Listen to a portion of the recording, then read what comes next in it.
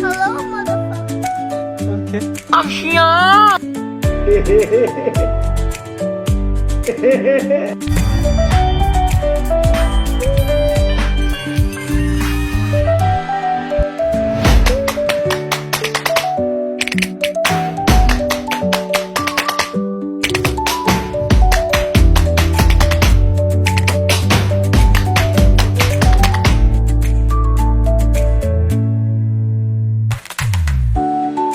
Halo semuanya, perkenalkan nama saya Cornelia Kanan dengan NPM 24201261 dari kelas keperawatan 2024H.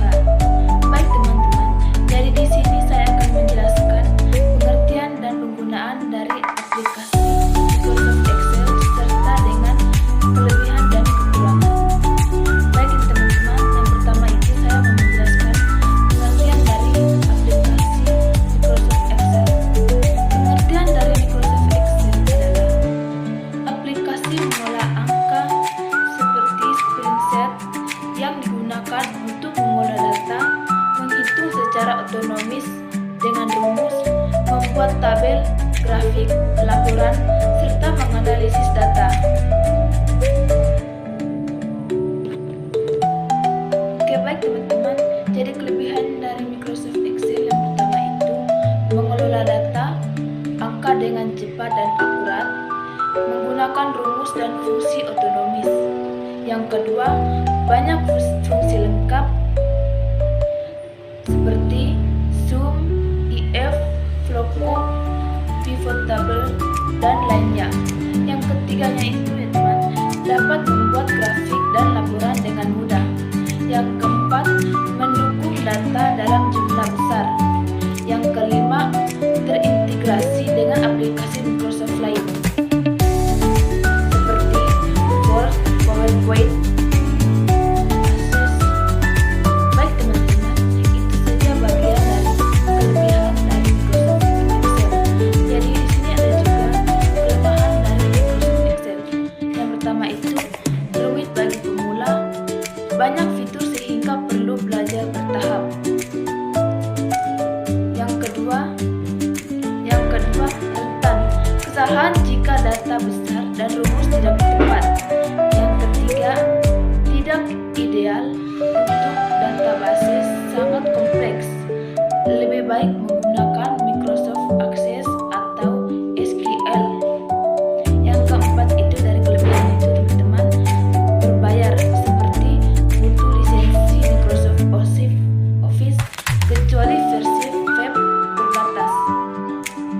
Baik teman-teman, itu saja pengertian dan juga kelebihan serta kekurangan dari Microsoft Excel. Selamat menyaksikan video di langkah-langkah cara mengerjakannya. Mengenal bagian penting pada Excel. Untuk memudahkan, kenali area penting berikut.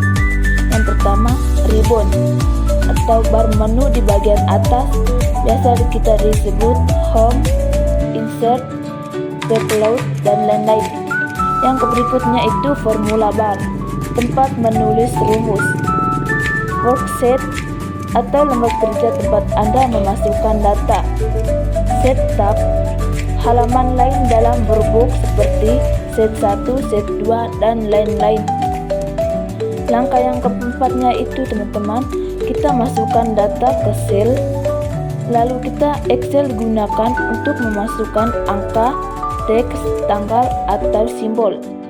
Cara memasukkan data, yang pertama, kita klik sel yang ingin diisi, contohnya itu seperti A1. Yang kedua, ketikkan data, misalnya angka 100 atau teks nama barang. Yang ketiga, tekan enter untuk pindah ke baris berikutnya. Yang keempat, tekan tab untuk pindah ke kolom kanan.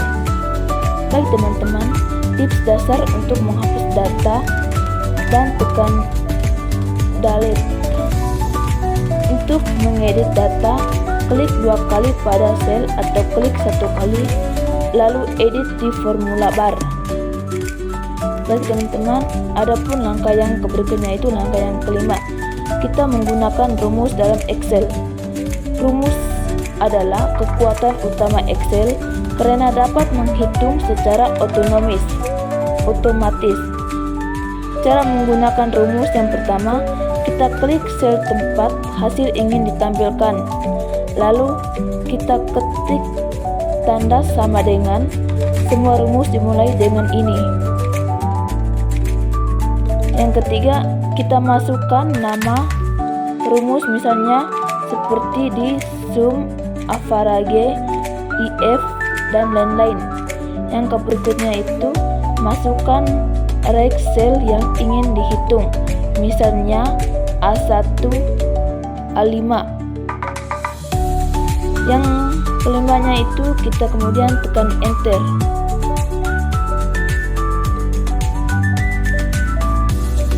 Contoh dari rumus umumnya itu teman-teman seperti sama dengan sum yang sudah kita bahas tadinya itu A1, A5.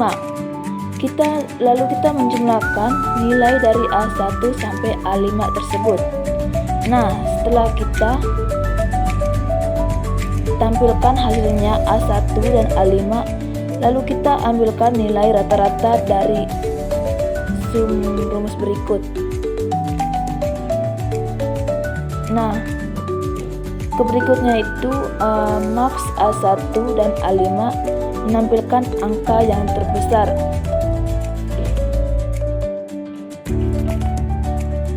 Bagian minnya itu A1, A5 akan terkecil.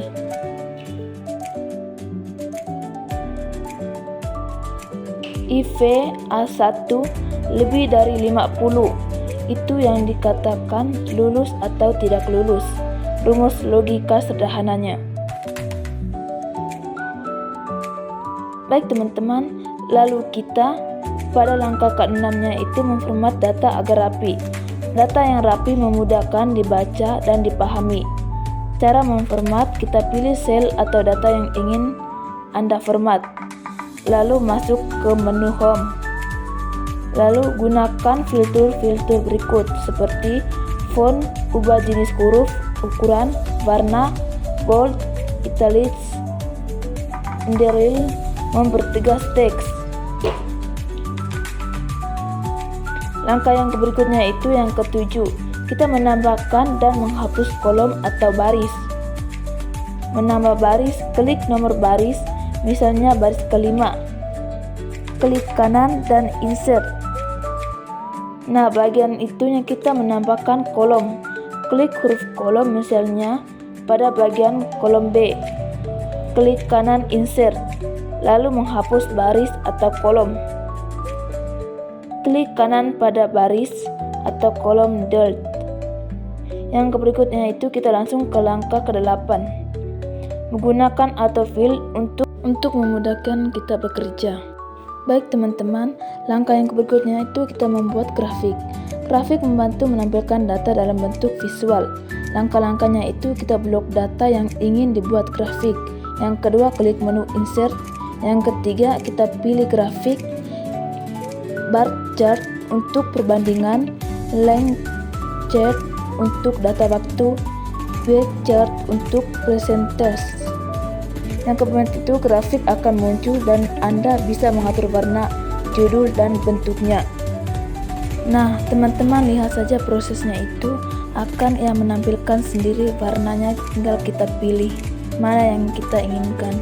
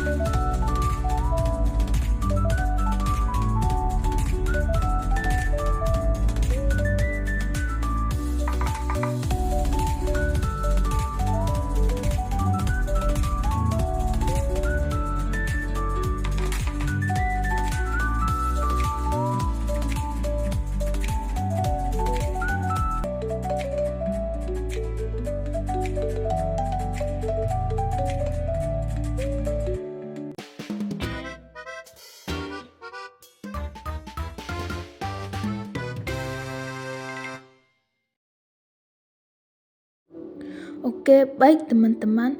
Jadi itu saja video yang saya lakukan. Terima kasih.